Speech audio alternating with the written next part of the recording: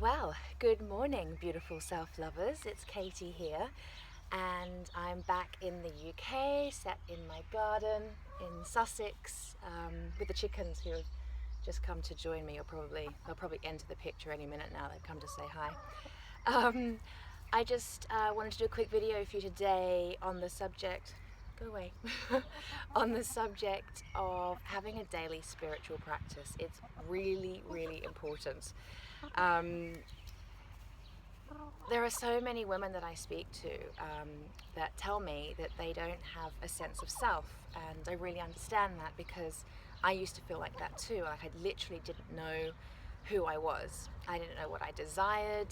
I spent a lot of time looking at what other people had and being jealous.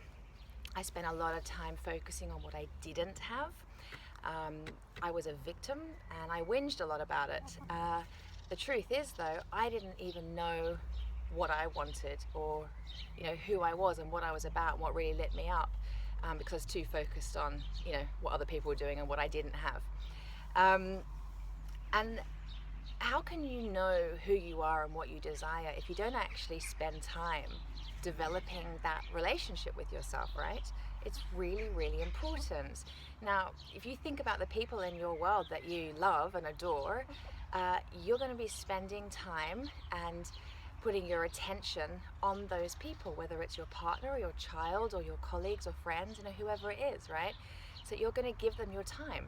You're going to give them your attention. You're going to give them your love. You're going to talk to them.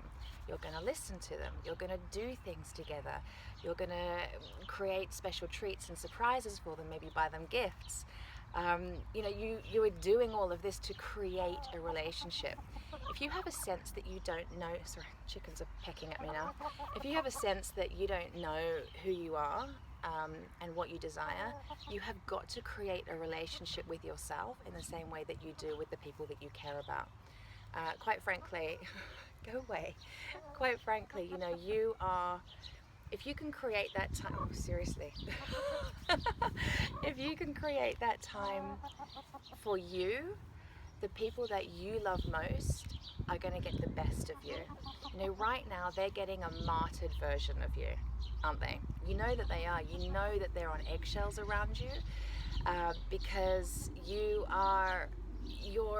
depleted. You're not giving to yourself first.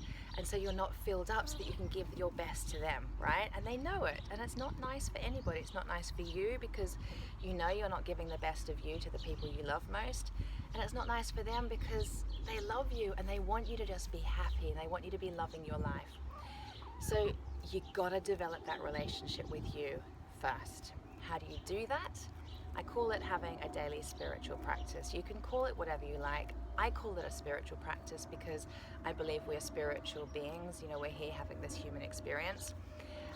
So it's about developing a relationship with me, is developing a relationship with my spiritual self, which is the truth of who I am. It's authentically who Katie is. And so it's imperative that I come up with a way of spending time with me and with the truth of me and doing things that I love and only I love and that completely lighten me up.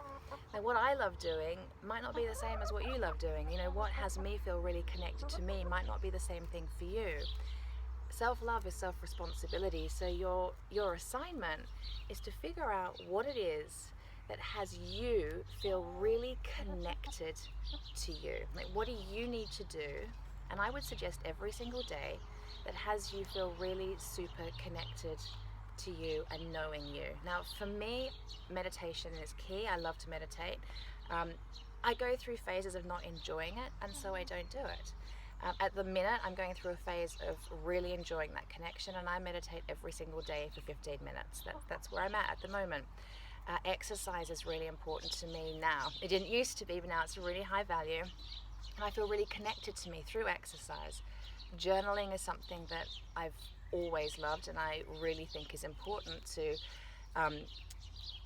it's a great skill to have to actually really connect in with the truth of you. You get to write anything.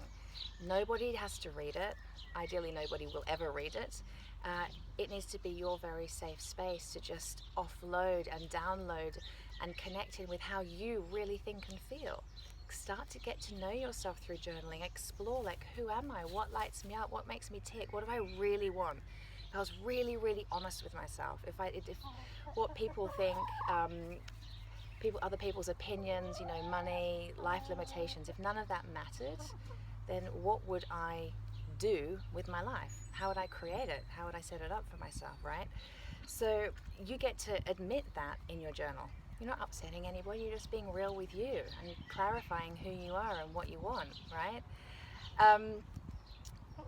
Your spiritual practice could be going for a walk on the beach because you feel really super connected to you when you're outdoors and in nature, maybe walking in the woods. What else could it be? It could be painting, just something like an activity that you really lose yourself in.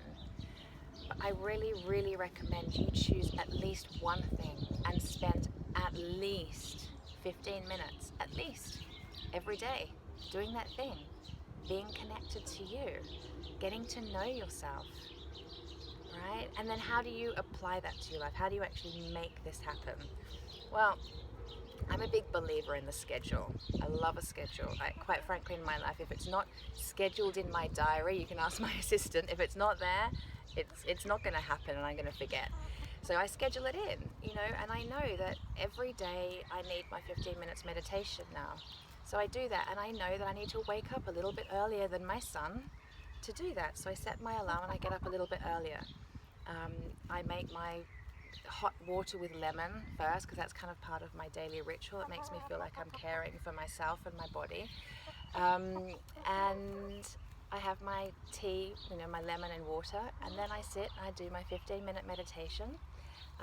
And my son knows, if he wakes up, he knows Mummy's doing a meditation, and he's learning the importance go away. He's learning the importance of personal connection and time to self, and so I'm modeling that to him. It gives me my 15 minutes, and that's the way I start my day. I schedule it in. I schedule in my personal training sessions. Being pecked to death here. I schedule in journaling time. I schedule in time with friends because sometimes that's a really important piece for me. Just schedule it.